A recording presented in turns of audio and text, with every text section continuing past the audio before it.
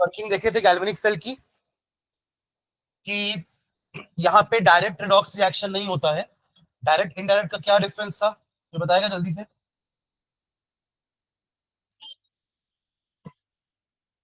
क्या होता है? Oxidation and reduction occurs in the same beaker, direct redox reaction जो इलेक्ट्रोलिसिस में हो रहा था। if both the oxidation and reduction takes place in different beakers, indirect redox reaction। और यहां यही हो रहा था। ध्यान देंगे जो लास्ट क्लास में नहीं थे, this was one electrode, this is another electrode। Zinc लिया था हमने, जिंक सल्फेट में डिप किया था उसको, और कॉपर सल्फेट लिया था और उसमें क्या डिप किए थे, कॉपर रॉड को डिप किया था। ठीक है, दोनों को बाहर हमने किससे कनेक्ट कर दिया था, वायर से। बीच में एक वोल्टमीटर लगा दिए थे चेक करने के लिए कि कुछ पोटेंशियल डिफरेंस जनरेट हो रहा है या नहीं हो रहा है।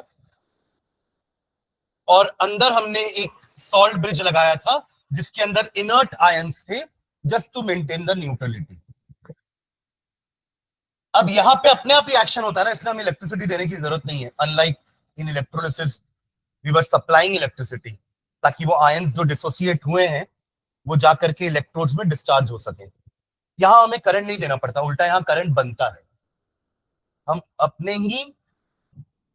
अपने किसकी एनर्जी को, केमिकल एनर्जी को यूज करके, जो रेडॉक्स रिएक्शन में हो रही है उसकी हेल्प से इलेक्ट्रॉन को फ्लो करवाएंगे from one beaker to another, from one electrode to another, and उसके बिहाफ में क्या होगा, करंट प्रोड्यूस होगा।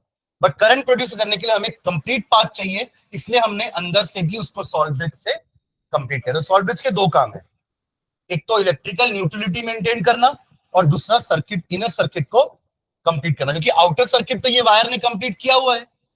इनर सर्किट में ये वाला पार्ट खाली छूट रहा था ना, तो इसको हमने सॉल्ट ब्रिज से कनेक्ट कर दिया। करेक्ट। सॉल्ट ब्रिज के अंदर जो आयंस होंगे वो कैसे न्यूट्रलिटी मेंटेन करेंगे, या पहले देखते हैं कि न्यूट्रलिटी मेंटेन करने की जरूरत क्यों है। ये जो आपकी जिंक रॉड है, जिंक में से जिंक आयंस निकलते जाएंगे after losing 2 electrons. You can write the equation like this also, या फिर ये भी करेक्ट है लिखना, बोथ आर करेक्ट। समझ रहे हैं, बोथ आर सेम। बस मैंने माइनस इधर लिख दिया, वहां जाके प्लस हो गया। वो तो आप लोग मैथ्स में करते हो, राइट साइड में जाते हो, माइनस का प्लस, प्लस का माइनस हो जाता है, तो बोथ इक्वेशंस आर सेम। तो यहाँ पे ये रिएक्शन हो रहा है, धीरे धीरे करके जिंक एटम्स, जिंक आयन बन करके सॉल्यूशन में आते जा रहे हैं। इससे क्या हो रहा है, यहाँ पे बहुत सारा Zn2 पॉजिटिव जमा होते जा रहा है। बहुत ज्यादा हो जाएगा ना, इतना ज्यादा हो जाएगा कि यहाँ पे इतना एक्यूमुलेशन हो जाएगा कि हो सकता है और Zn2 पॉजिटिव आ ही ना पाए। आने की कोशिश करेंगे तो यही Zn2 पॉजिटिव क्या करेंगे, उनको रिपेल कर देंगे।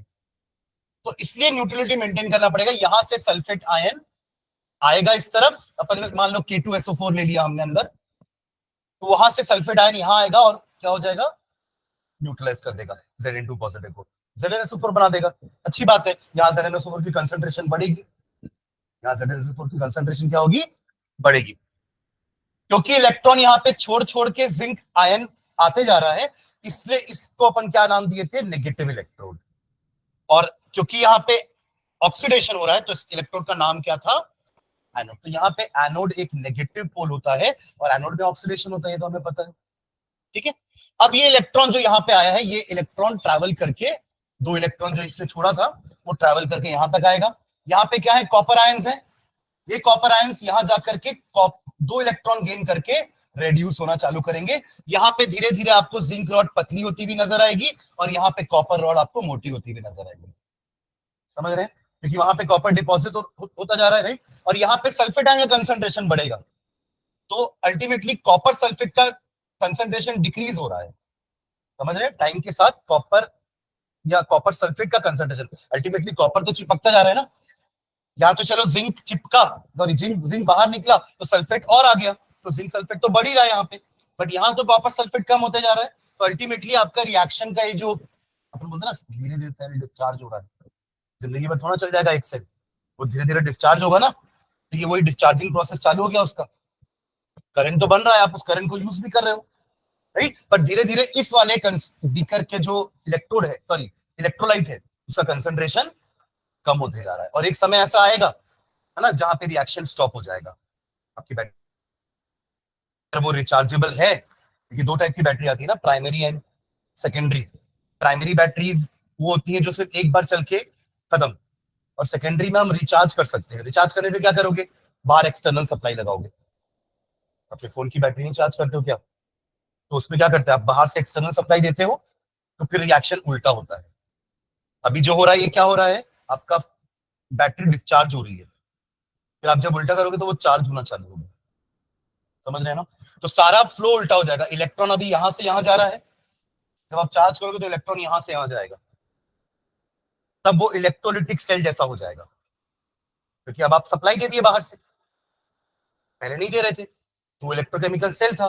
But once the battery is dead, अगर वो रिचार्जेबल है तो आप उसको बाहर से सप्लाई देके रिचार्ज करोगे, तो अब वो कैसे बिहेव करेगा, as electrolytic cell.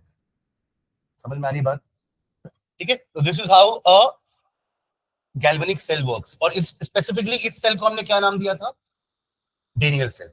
Zinc copper का जो पेयर का जो सेल बन रहा है, रेडॉक्स कपल जो बन रहा है, इसको हमने क्या नाम दिया था, डेनियल सेल। हमने एक एग्जांपल और लिया था कॉपर और सिल्वर का। मैंने आपको कहा था कि लेफ्ट में जो इलेक्ट्रोड पड़ी होगी वो एनोड कहलाएगी, और राइट वाली क्या कहलाएगी, कैथोड।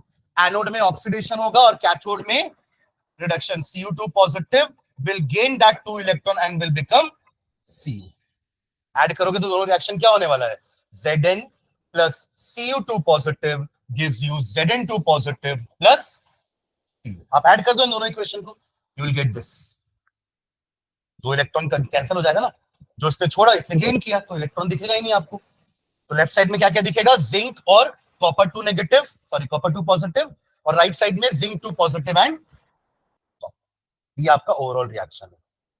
ऐसे ही हमने सिल्वर कॉपर का भी ओवरऑल रिएक्शन लिखा था। वो क्यों पढ़े थे, जस्ट समझने के लिए कि कॉपर हमेशा कैथोड नहीं होगा, कॉपर एनोड, उसको कॉपर को एनोड होने का सौभाग्य भी मिल सकता है, पर कब, जब उसके सामने कोई उससे कम रिएक्टिव वाला इलेक्ट्रोड आ जाए, तब वो ऑक्सीडेशन शो करेगा कॉपर, और सामने वाले को मजबूरी में रिडक्शन करना पड़ेगा, जैसे अभी कॉपर के साथ हो रहा है।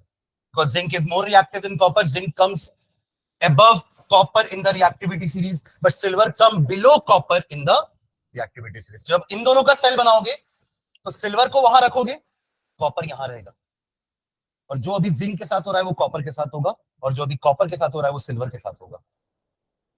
समझ रहे हैं क्या, है ना, तो वो भी एक सेल बन सकता है।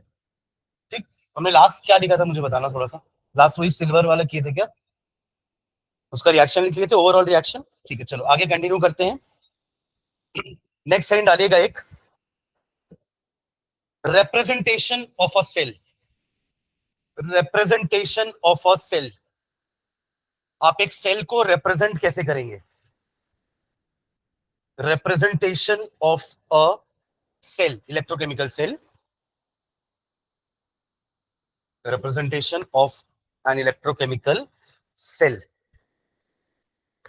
तो इसमें नीचे लिखेगा, an electrochemical cell is represented, an electrochemical cell is represented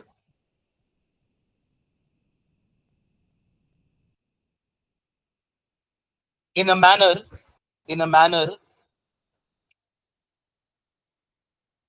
an electrochemical cell is represented in a manner as illustrated below, as illustrated below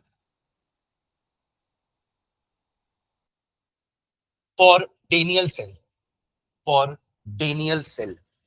zinc copper वाले का मैं आपको लिख के बता रहा हूं कैसे रिप्रेजेंट करेंगे, फिर कॉपर सिल्वर का आप लिखना, ठीक है, फॉर द Daniell सेल। ठीक है, ध्यान देना कैसे लिखेंगे।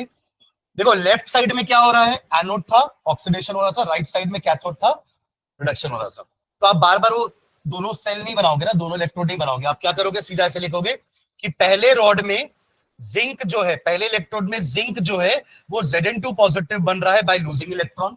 ये हो गया हमारा ऑक्सीडेशन हाफ सेल। देखे थे अपन कि दो सेल में डिवाइड कर देते हैं अपन, oxidation half cell and reduction half cell. तो ये हमारा ऑक्सीडेशन हाफ सेल का रिएक्शन हो गया, जहां पे zinc after losing 2 electron got converted into zinc 2 positive. यहां तक क्लियर है सबको।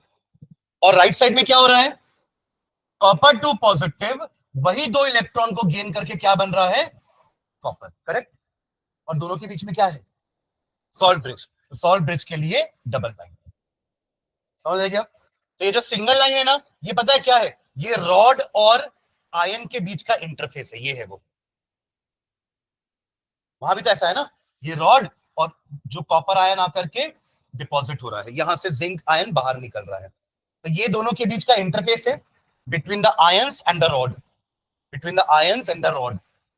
और दोनों जो दो दो लाइनें बीच में, वो क्या शो कर रही है हमें? Salt bridge. उसके अलावा एक चीज और मेंशन करते हैं हम इस रिप्रेजेंटेशन में, वो होता है इस जिंक सल्फेट और कॉपर सल्फेट सॉल्यूशन का कंसंट्रेशन। कुछ तो मोलारिटी आपने ली होगी ना, 0.5 m, 1 m, 2 m, कुछ तो आपने सोल्यूशन का मोलारिटी लिया होगा, कंसंट्रेशन लिया होगा, तो उसको अपन रिप्रेजेंट करते हैं ब्रैकेट में कंसंट्रेशन लिख करके। यहां भी मैं C1 C2 लिख रहा हूं, क्वेश्चन में लिखा रहेगा 0.1 m, 0.01 m। मैं क्लियर? तो ऐसे हम किसी भी सेल को रिप्रेजेंट करते हैं, ठीक है? ये लिख लो पहले।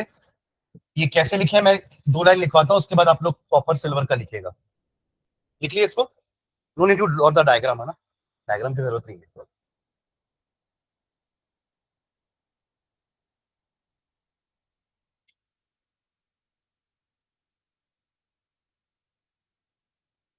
हाँ, नीचे लिखेगा bye convention, bye convention, convention मतलब जो रूल्स दिए गए हैं, है ना, bye convention the electrode on which oxidation takes place, the electrode on which oxidation takes place is written on the left hand side,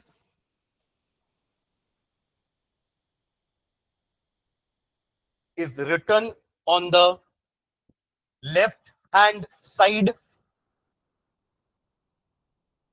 and the other electrode on which reduction takes place, and the other electrode on which reduction takes place is written on the right hand side, is written on the right hand side.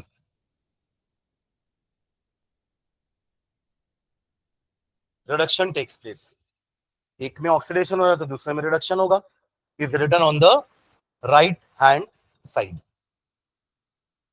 ठीक है?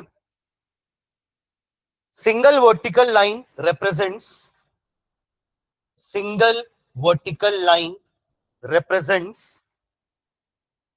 Single vertical line represents the phase boundaries, the phase, PHASE, phase boundaries of the electrodes, phase boundaries, phase boundary मतलब phase change हो रहा है, ये atom था, ये ion है, ये आयन है, ये एटम था, तो फेज चेंज हो रहा है, तो फेज बाउंड्री को रिप्रेजेंट करिए that single vertical line, phase boundaries of the electrode, and the double line represents the salt bridge, and the double line represents the salt bridge, the double line represents the salt bridge।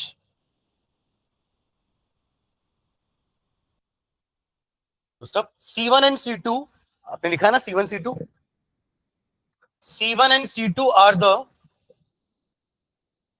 C1 and C2 are the concentrations of, C1 and C2 are the concentrations of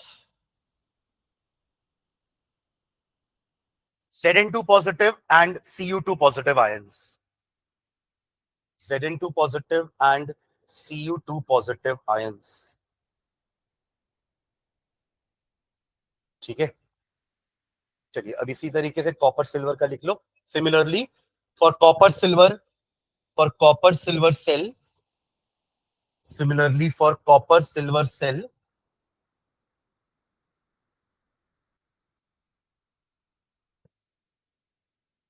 करो करो represent. अब वहां पे copper में oxidation हो रहा है, तो कॉपर वाला लेफ्ट साइड में आएगा, और सिल्वर में रिडक्शन होने वाला है, तो सिल्वर वाला राइट हैंड साइड में आएगा, बीच में सॉल्ट ब्रिज। कंप्लीटेड।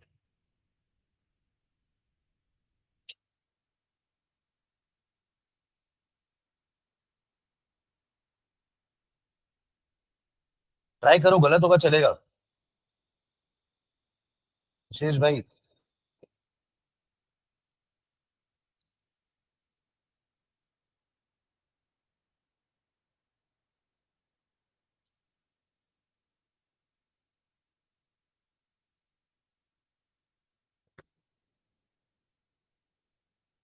ऐश्वर्या, एक रोटी की भूख है और मैं दो रोटी दे दूं तो खा लोगे दोनों रोटी? नहीं खाओगे तो सिल्वर को तो खिला रहे हो दोनों रोटी। नहीं समझे? एजी प्लस है ना भाई, क्यों एजी टू पॉजिटिव बना रहे? जबरदस्ती दो रोटी खाएगा वो? भूख नहीं है ना उसको भाई, उल्टी कर देगा फिर। क्या हो जाएगा? C U gives you two positive, salt bridge, AG positive, AG, C1। समझे क्या? अरे अपन तो उसका बैलेंस इक्वेशन भी लिखे है ना, 2Ag ले लेते थे, 2Ag काम आ जाएगा वो, 2 इलेक्ट्रॉन। नहीं, चलो ठीक है। सब वही गलती की थी क्या? सबने टू पॉजिटिव किया था? ऐसा थोड़ी ना होता है यार। कोई भी नहीं था अच्छा वाला, तो कोई भी अच्छा नहीं है मतलब। Ag पॉजिटिव ब्रैकेट में 2।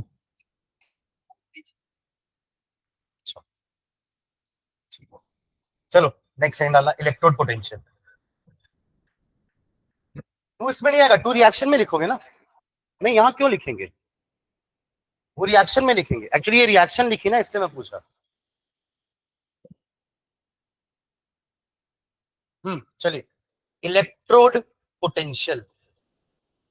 इलेक्ट्रोड पोटेंशियल, पहले इंडिविजुअल इलेक्ट्रोड का पोटेंशियल देखते हैं, फिर पूरे सेल का पोटेंशियल देखेंगे। काम तो हमें सेल की पोटेंशियल का ही है। आप सेल खरीदते हो तो 9 वोल्ट की बैटरी लेते हो ना, तो वो पूरा सेल का पोटेंशियल है।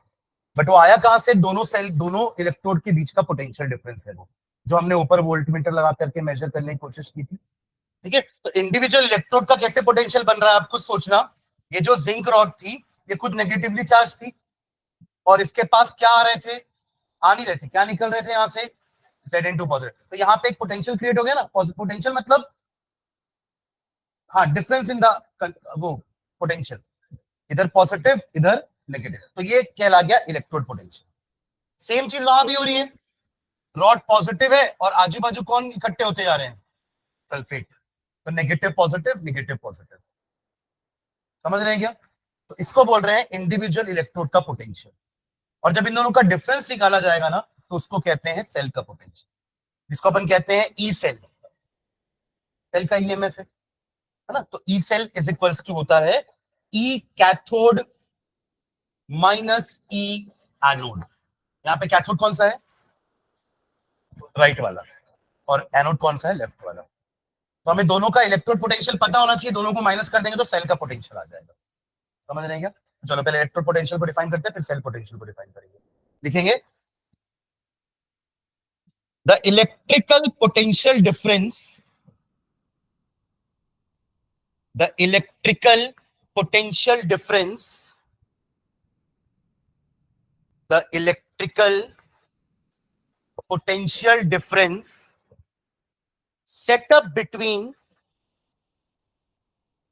the electrical potential difference set up between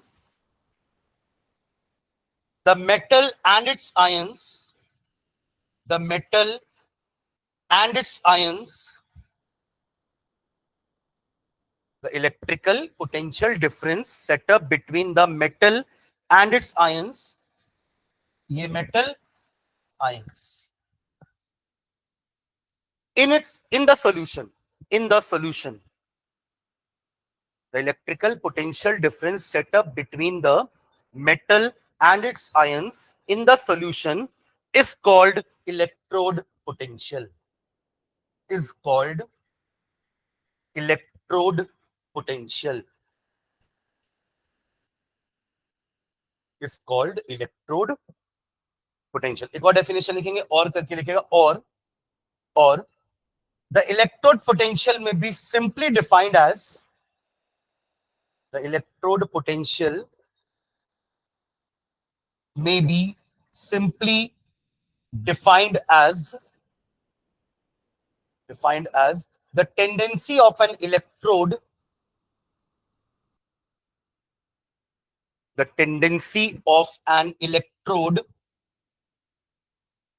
to lose or gain electrons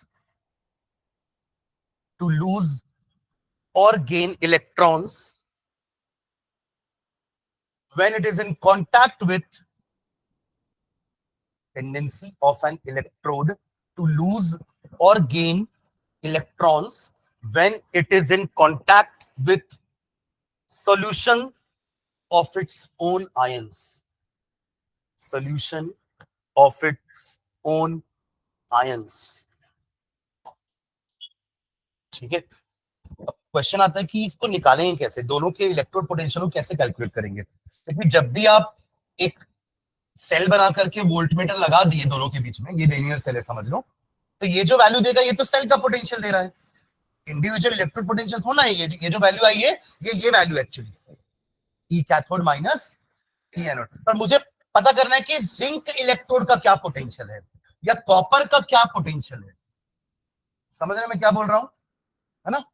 तो उसके लिए क्या होता है, एक हमको रेफरेंस इलेक्ट्रोड लेना होता है और वो होती है हमारी hydrogen electrode. That is taken as a reference electrode, जिसके इलेक्ट्रोड पोटेंशियल को हम जीरो मानते हैं। एज्यूम करते हैं कि इसका इलेक्ट्रोड पोटेंशियल जीरो, बहुत नेग्लिजिबल होता है तो अपन उसको जीरो मान लेते हैं और उसके साथ इंडिविजुअल इलेक्ट्रोड्स को कनेक्ट करके देखते हैं। समझना कैसे हो रहा है काम। क्योंकि जिंक कॉपर को एक साथ लिए तो वो तो सेल का पोटेंशियल बता दिया। अब अगर आप इसी जिंक रॉड को, जिंक इलेक्ट्रोड को हाइड्रोजन इलेक्ट्रोड के साथ लोगे, SHE, स्टैंडर्ड हाइड्रोजन। स्टैंडर्ड इसलिए बोलते हैं, जब भी कंडीशन स्टैंडर्ड होती है ना तो कुछ चीजें फिक्स हो जाती है। जैसे आपको याद होगा कि आपने स्टैंडर्ड एंथैल्पी पढ़ा है ना, ऊपर नॉट लगा देते थे, याद है, del H naught, that was the standard enthalpy change. वैसे यहां पे भी अपन इलेक्ट्रोड पोटेंशियल और सेल पोटेंशियल स्टैंडर्ड कंडीशन में निकालते हैं। फिर स्टैंडर्ड कंडीशन के अलावा भी बात करेंगे कि कैसे निकालते हैं। यहाँ पे स्टैंडर्ड कंडीशन का मतलब है कि 1 molar concentration and 298 kelvin temperature, this is the standard condition. इस कंडीशन में हम अपने इलेक्ट्रोड्स को लेंगे, लगभग रूम टेम्परेचर समझ लो उसको, और 1 m यानी कि उसका जो इलेक्ट्रोलाइट अपन लेने वाले हैं, जिंक सल्फेट जो लेने वाले हैं, उसका कंसंट्रेशन क्या रहेगा, 1 मोल पर लीटर। समझे क्या, यानी कि 1 लीटर मैंने जिंक सल्फेट बनाना है जिसमें 1 मोल जिंक सल्फेट रहेगा, बाकी पानी रहेगा। बन गया ना, 1 मोल 1 मोल पर लीटर। तो स्टैंडर्ड कंडीशन उसको बोलते हैं।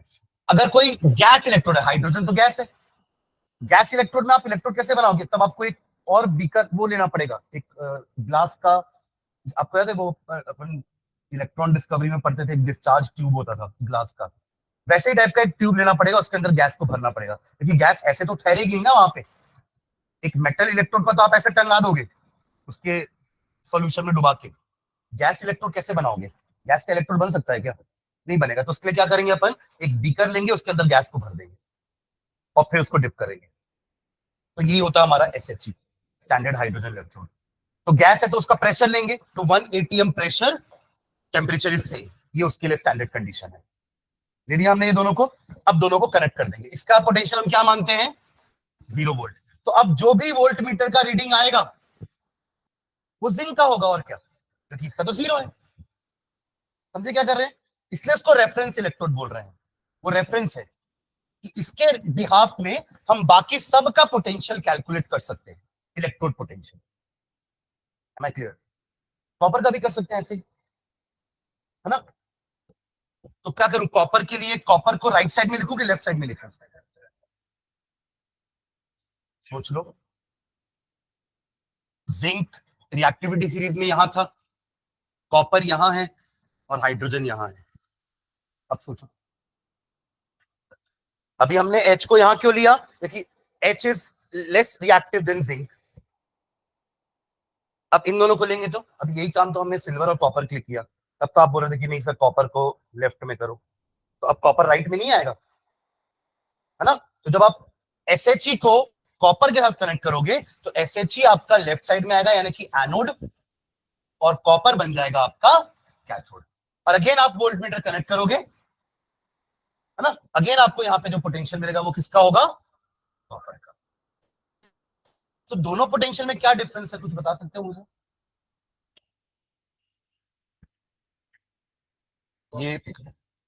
ये पॉजिटिव क्यों, जिंक रॉड तो नेगेटिवली चार्ज नहीं, ये तो एनोड है ना, एनोड तो नेगेटिव पोल होता है और कैथोड पॉजिटिव पोल होता है। एक्चुअली देखो दोनों में डिफरेंस क्या हो रहा है, यहां जो इलेक्ट्रोड पोटेंशियल निकला है ना वो ऑक्सीडेशन से निकला है, और यहां जो निकला है वो, अभी आपने सेकंड डेफिनेशन क्या लिखी, पढ़ो अच्छे से, it is the tendency of electrode to lose और गेन इलेक्ट्रॉन्स। समझे क्या, ये लूज कर रहा है इलेक्ट्रॉन, उसकी पोटेंशियल, ये गेन कर रहा है इलेक्ट्रॉन, उसकी पोटेंशियल, हाँ या ना। यहाँ पे लूज तो एसएच ही कर रहा है, यहाँ पे गेन एसएच ही कर रहा था, यहाँ लूज कौन कर रहा है, जिंक कर रहा था। तो अकॉर्डिंगली इलेक्ट्रोड पोटेंशियल का नामकरण हो गया oxidation electrode potential, reduction electrode potential. क्यों ऐसा बोले, क्योंकि इसका एसएचई के रेस्पेक्ट में ऑक्सीडेशन हो रहा है और इसका एसएचई के रेस्पेक्ट में, इसलिए नाम बस चेंज किए। समझे क्या, एम आई क्लियर? तो ऐसे हम निकाल सकते हैं हर इलेक्ट्रोड का पोटेंशियल। समझे क्या? और इसी इलेक्ट्रोड के पोटेंशियल को ना हमने एक टेबल में सजा दिया और उस सीरीज को हम नाम देते हैं इलेक्ट्रोकेमिकल सीरीज। पर क्योंकि यूनिफॉर्मिटी मेंटेन करनी थी तो उन्होंने बोला कि एक काम करते हैं, सारे पोटेंशियल्स को ना एक ही जैसे लिखते हैं। एक ही जैसा मतलब अभी जैसे इसका ऑक्सीडेशन पोटेंशियल लिखोगे, इसका रिडक्शन पोटेंशियल लिखोगे, वो कैसे अपन डिफरेंशिएट कर रहे हैं, हाइड्रोजन के रेस्पेक्ट में, कि जिसका हाइड्रोजन के रेस्पेक्ट में ऑक्सीडेशन हुआ उसके इलेक्ट्रोड पोटेंशियल का नाम ऑक्सीडेशन पोटेंशियल, और जिसका हाइड्रोजन के रेस्पेक्ट में रिडक्शन हुआ है उसका नाम रिडक्शन पोटेंशियल। तो उन्होंने बोला एक काम करते ना, सभी को रिडक्शन पोटेंशियल के फॉर्म में लिखते हैं, तो जो टेबल है ना वो रिडक्शन पोटेंशियल के फॉर्म में। उल्टा कर देंगे, पोलैरिटी को उल्टा कर देंगे, मतलब अगर इसकी वैल्यू फॉर एग्जांपल जिंक की आ रही होगी 0.74 वोल्ट, तो ये ऑक्सीडेशन पोटेंशियल है, हमको पता ऑक्सीडेशन रिडक्शन उल्टा होता है, तो -0.74 लिख देंगे। यानी कि जिंक इलेक्ट्रोड का, ध्यान से सुनना, जिंक इलेक्ट्रोड का स्टैंडर्ड ऑक्सीडेशन पोटेंशियल 0.74 होता है और उसी जिंक इलेक्ट्रोड का स्टैंडर्ड रिडक्शन पोटेंशियल -0.7। तो टेबल में आपको माइनस दिखेगा, तो कंफ्यूज नहीं होना, क्योंकि वो उसका क्या लिखा हुआ है, रिडक्शन पोटेंशियल। पर हमें पता है कि हाइड्रोजन के रेस्पेक्ट में तो वो ऑक्सीडेशन शो करता है। Am I clear? तो यूनिफॉर्मिटी मेंटेन करेंगे, क्योंकि फॉर्मुले में हमें फिर क्या पुट करना पड़ेगा, हमको कंफ्यूजन होगा ना, हमारे पास ये फॉर्मूला है, अभी अपन डिस्कस किया ना कि ई नॉट सेल कैसे निकालोगे, E naught cathode minus E naught anode, standard condition के नॉट लगाएंगे। समझ गए क्या? तो अब आपको कैथोड और एनोड तो पता चलेगा कि हमारे सेल में कैथोड कौन है, एनोड कौन है, उसकी वैल्यूज कौन सी पुट करोगे, इसलिए अपन दोनों को रिडक्शन के फॉर्म में पुट करेंगे वैल्यू। क्लियर है? ठीक है, चलो तो हैंड डालते हैं, नेक्स्ट हैंड डालना, एसएचई के बारे में थोड़ा सा लिखते हैं, लिखेंगे मेजरमेंट ऑफ इलेक्ट, अच्छा एक सेकेंड, पहले एक लाइन लिखो, ये आपने लास्ट से डेफिनेशन लिखी है ना, हाँ नीचे लिखो, the electrode potential, the electrode potential दो टाइप के होते हैं, oxidation electrode potential and reduction electrode potential, depending upon SHE के सामने वो क्या कर रहे हैं। The electrode potential is further termed as, the electrode potential is further termed as, is further termed as oxidation potential, oxidation potential, if oxidation takes place at the electrode, at the electrode with respect to, oxidation takes place at the electrode with respect to standard hydrogen electrode, bracket में SHE,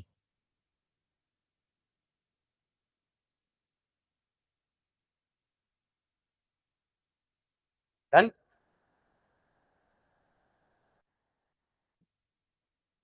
and is called reduction potential, अब complete कर लो sentence कुछ सही, and is called,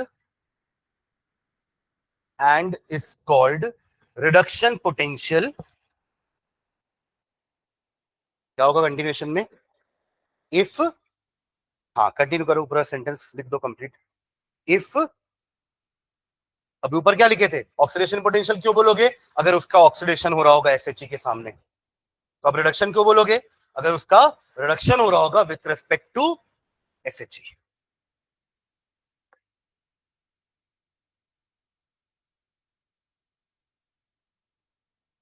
देखना भाई oxidation क्यों लिख रहा है वापस से, यहां क्या लिखे अपन कि इलेक्ट्रोड पोटेंशियल को ऑक्सीडेशन पोटेंशियल बोलेंगे if oxidation take place at the electrode with respect to standard hydrogen electrode, and is called reduction potential if reduction takes place at the electrode with respect to SH. And reduction takes place, and reduction potential if the reduction takes place at the electrode with respect to SH. With respect to को short form में कुछ book में ऐसा भी लिखा रहता है ना, WRT, with respect to SHE। ठीक है, चलिए इसी में एक पैराग्राफ में स्टैंडर्ड कंडीशन के बारे में भी लिख लेते हैं कि ई नॉट कब यूज करेंगे अपन, और स्टैंडर्ड पोटेंशियल, स्टैंडर्ड का मतलब क्या होता है। ठीक है, नेक्स्ट पैराग्राफ में लिखेंगे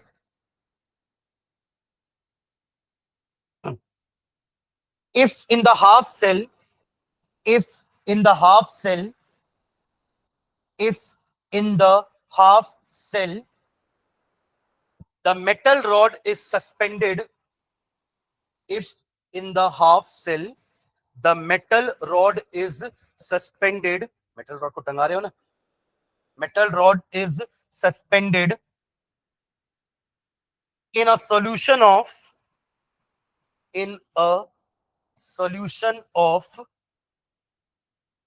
1 molar concentration, यानी कि 1 m, कैपिटल M, मोल पर litre, 1 molar concentration, and the temperature is kept at 298 Kelvin, and the temperature is kept at 298 Kelvin,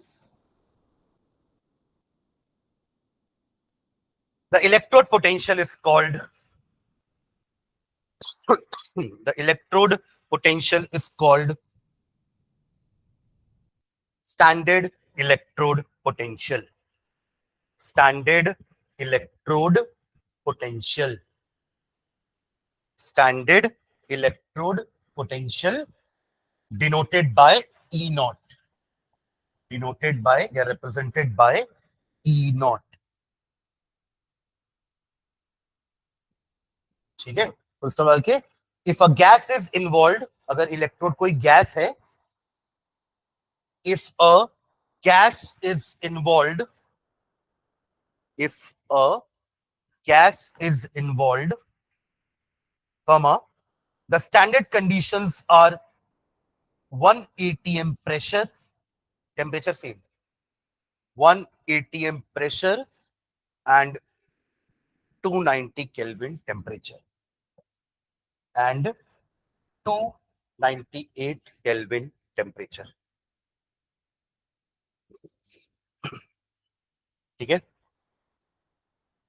next heading, measurement of electrode potential, measurement of electrode potential, measurement of electrode potential, वही SHE के बारे में बात करेंगे इसमें अपन, measurement of electrode potential, hyphen डाल के लिखेंगे इसमें,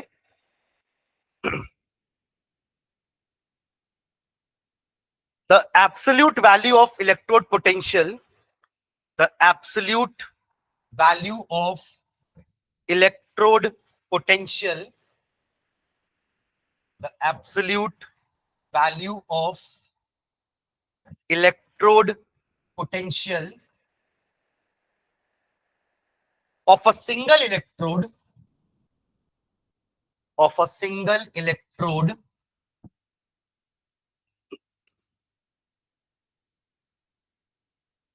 cannot be determined because, cannot be determined because, cannot be determined because oxidation half reaction, oxidation half reaction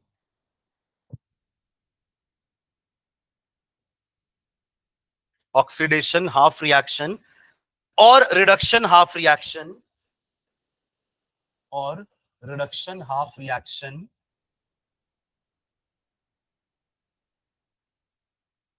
cannot take place alone. Cannot take place alone. Cannot take place alone. ये समझ में आ रहा है क्या लिख रहे हैं? आपको दो इलेक्ट्रोड तो लेने ही पड़ेंगे अगर आप इलेक्ट्रोड पोटेंशियल कैलकुलेट करें, क्योंकि एक में रिडक्शन होगा तो दूसरे में ऑक्सीडेशन.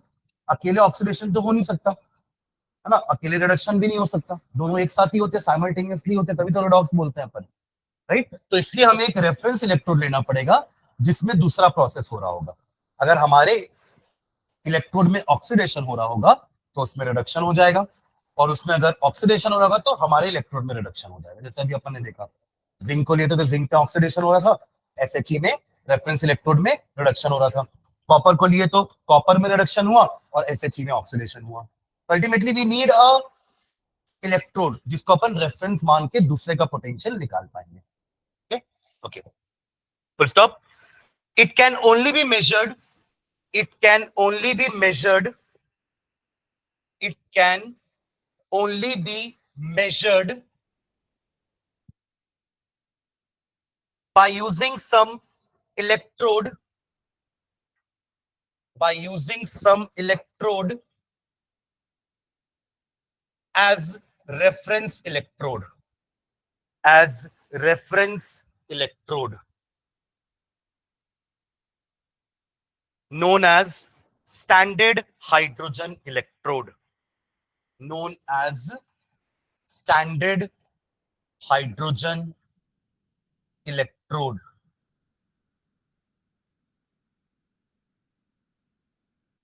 नेक्स्ट लाइन में लिखेंगे, in the SHE, in the SHE, in the SHE, in the SHE, hydrogen gas at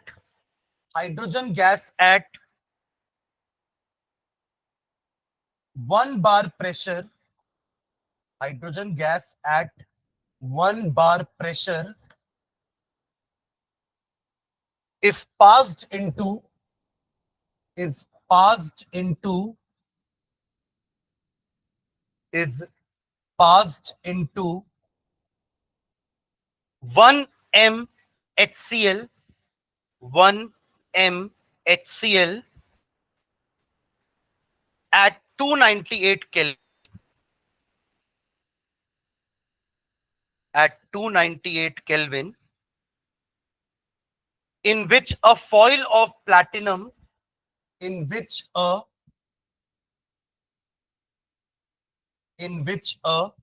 foil of platinum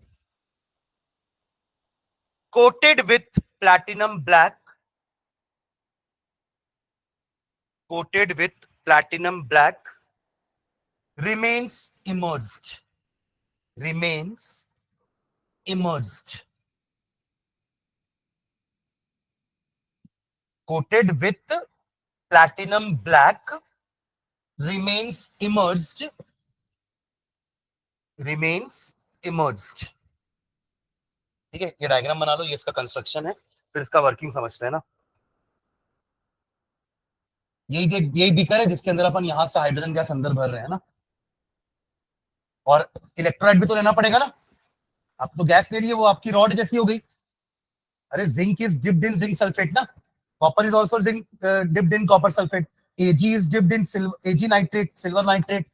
तो हर एक इलेक्ट्रोड को एक इलेक्ट्रोलाइट भी तो चाहिए. तो हाइड्रोजन गैस के लिए इलेक्ट्रोलाइट कौन है? HCl.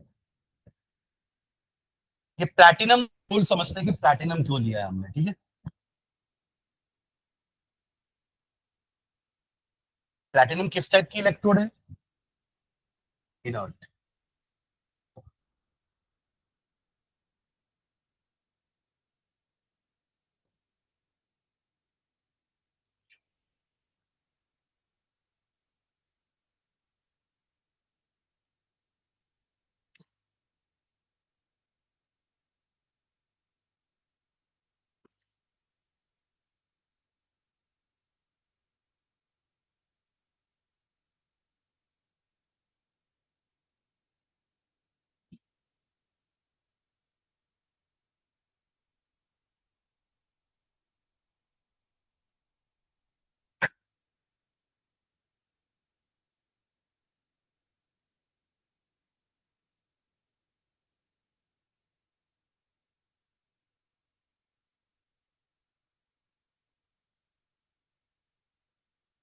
बनाना चाहिए,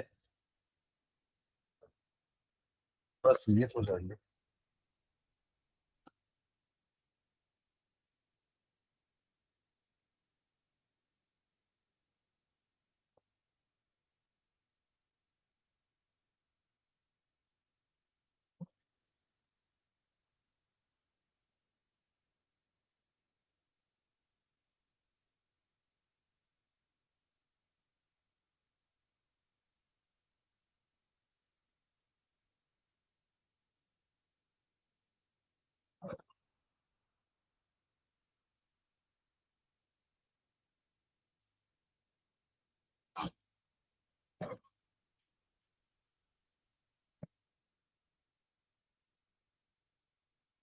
ये एक इलेक्ट्रोड है ना, ये सेल नहीं है, समझ रहे हो क्या?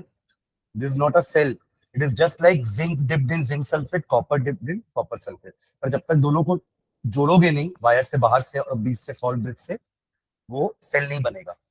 हाँ, it is just one of the electrode, either positive या नेगेटिव, वो अपन डिपेंड करेगा कि सामने क्या आ रहा है। जिंक आ रहा होगा तो ये नेगेटिव इलेक्ट्रोड है, सॉरी पॉजिटिव इलेक्ट्रोड है, जिंक नेगेटिव इलेक्ट्रोड। और अगर कॉपर आ रहा होगा तो ये नेगेटिव इलेक्ट्रोड है, कॉपर पॉजिटिव इलेक्ट्रोड।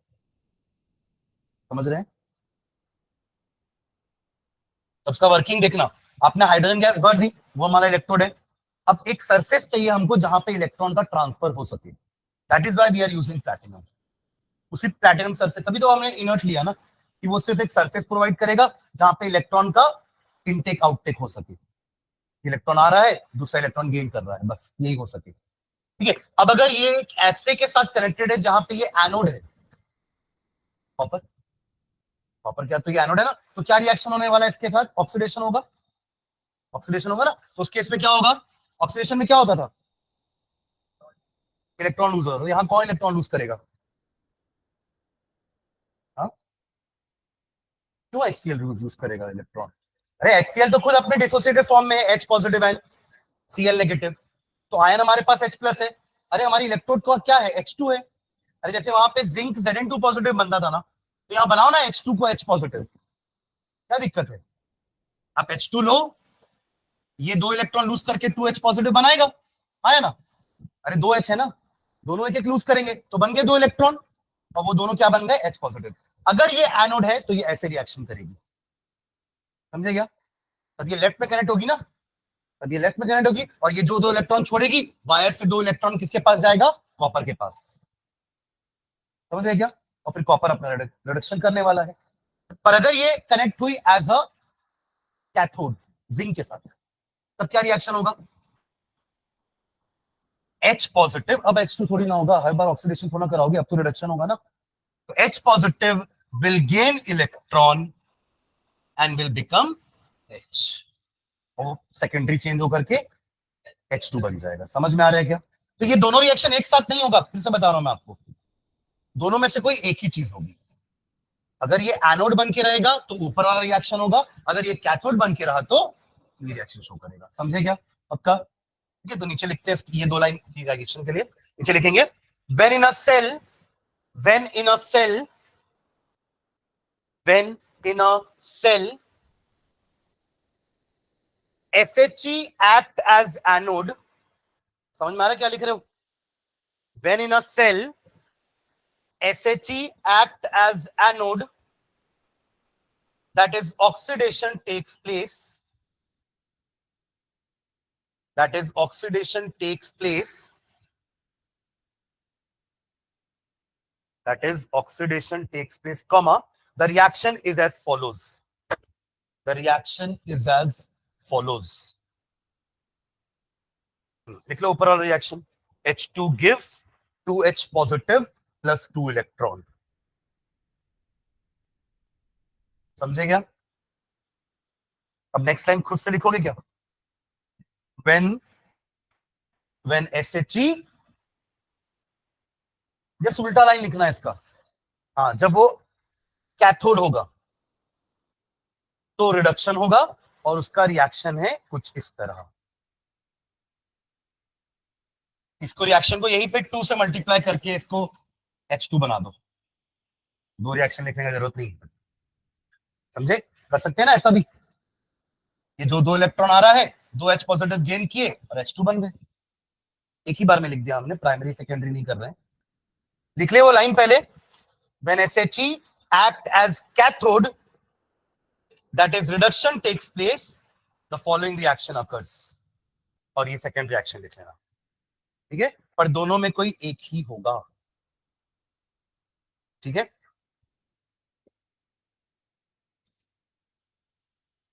आगे बढ़े, इसका भी रिप्रेजेंटेशन देखते हैं कि इसको कैसे रिप्रेजेंट करेंगे। इसमें गैस भी है ना, रिप्रेजेंट मतलब वही एक सिंगल लाइन बना करके दोनों को आजू बाजू लिखते हैं ना।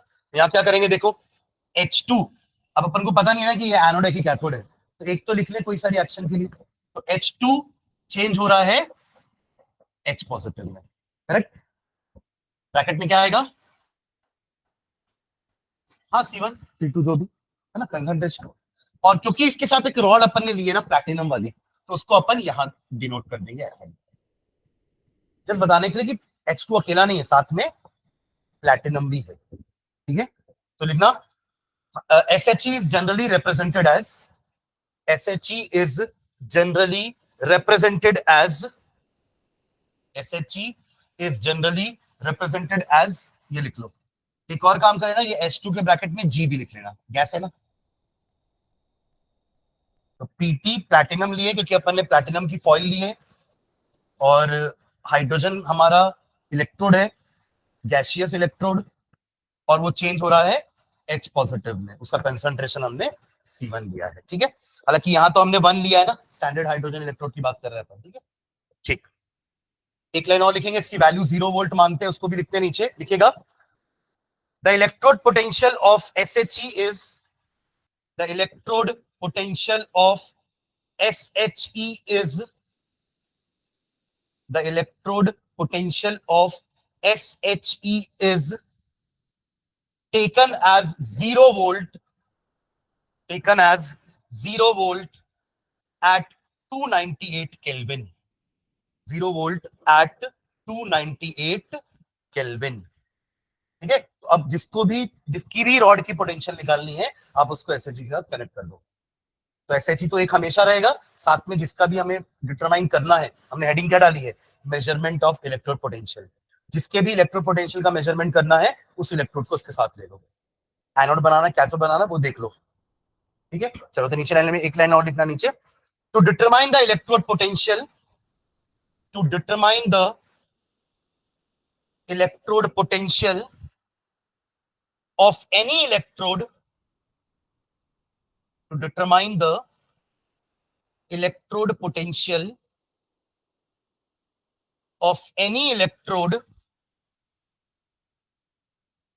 comma, a cell is set up, a cell is set up,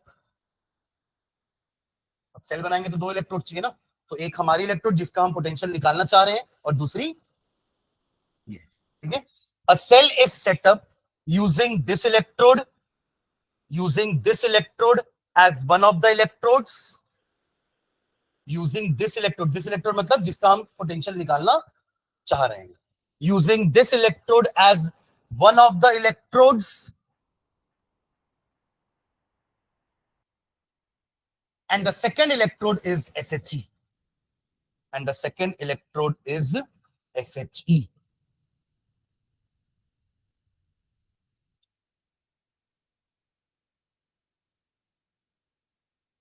ठीक है। नीचे एग्जांपल करके लिखेंगे नीचे, यहां आपका जिंक है, समझ लीजिए, मैं पूरा बना नहीं रहा हूं, वो बीकर के साथ है ना, ये रहा जिंक इलेक्ट्रोड, और ये है आपका SHE, ठीक है। ये कनेक्ट होगा बाहर से, और इंटरनली भी कनेक्ट हो जाएगा सॉल्ट ब्रिज से। कैसे, इलेक्ट्रॉन का डायरेक्शन कैसे बनाऊं, इधर से इधर जाएगा ना इलेक्ट्रॉन, तो वो तो हमेशा ऐसे जाएगा, क्योंकि हम लेफ्ट में हमेशा एनोड को रखते हैं और राइट में हमेशा कैथोड को रखते हैं, ऑक्सीडेशन हमेशा लेफ्ट साइड में ही होगा, तो इलेक्ट्रॉन यही छोड़ के निकलेगा आपका आयन, तो इलेक्ट्रॉन हमेशा कहां से कहां फ्लो करेगा, और करंट भी ऐसे ही, ठीक है। और यहाँ पे वोल्ट मीटर लगा देना बीच में, ठीक है। तो हमको जिंक का निकालना था, तो हमने जिंक को एक इलेक्ट्रोड बनाया और दूसरा इलेक्ट्रोड SHE हो गया, दोनों के बीच में हमने कनेक्शन कर दिया। सेल सेटअप तो वैसे ही है पूरा, ठीक है। और यहाँ पे जिंक को भी आप 1m लोगे, है ना, क्योंकि स्टैंडर्ड वैल्यू की बात कर रहे हैं अपन। तो ये ई नॉट ऑफ जिंक आएगा यहाँ से, क्या आएगा, ई नॉट ऑफ जिंक। और इसको अपन रिप्रेजेंट कैसे करते हैं, यहाँ ध्यान देना, E naught Zn to Zn2 positive, oxidation potential दिख रहा है, ऑक्सीडेशन लॉस ऑफ इलेक्ट्रॉन। तो उसको अपन ई नॉट से रिप्रेजेंट करेंगे, जो भी वैल्यू आएगी, जो भी वैल्यू हमें ऊपर दिखेगी वोल्ट मीटर में, वो आपकी ई नॉट होगी Zn2 पॉजिटिव। और उल्टा करना है इसका, तो माइनस लगा देना, माइनस होगी तो प्लस कर देना, प्लस होगी तो माइनस कर देना, समझे क्या। तो ये वैल्यू आती है आपकी 0 पॉइंट, नीचे लिखना, E naught Zn2 positive is equals to 0.76 volt, 0.76 volt, है ना। ब्रैकेट में ना ऑक्सीडेशन पोटेंशियल, क्या है ये, ऑक्सीडेशन पोटेंशियल। क्योंकि जब आप टेबल देखोगे ना, वो जो मैंने आपको इलेक्ट्रोकेमिकल सीरीज बताई है नई वाली, उसमें आपको -0.76 दिखेगा, तो कंफ्यूज मत होना, वो उसका रिडक्शन पोटेंशियल लिखा हुआ है, समझ गए क्या। सिमिलरली एक और एग्जांपल लेना, ये तो फर्स्ट एग्जांपल हुआ आपका, सेकंड एग्जांपल लेना, जिसमें यहां लगा देना SHE और यहां लगा देना कॉपर। अगेन 1m लेंगे कॉपर सल्फेट का सॉल्यूशन, स्टैंडर्ड कंडीशन, और अगेन ऊपर से ये आपका इलेक्ट्रॉन का फ्लो दिखा देना यहां से, और ये रहा आपका सॉल्ट ब्रिज। अब इसकी वैल्यू लिखेंगे E नॉट, क्या लिखूं,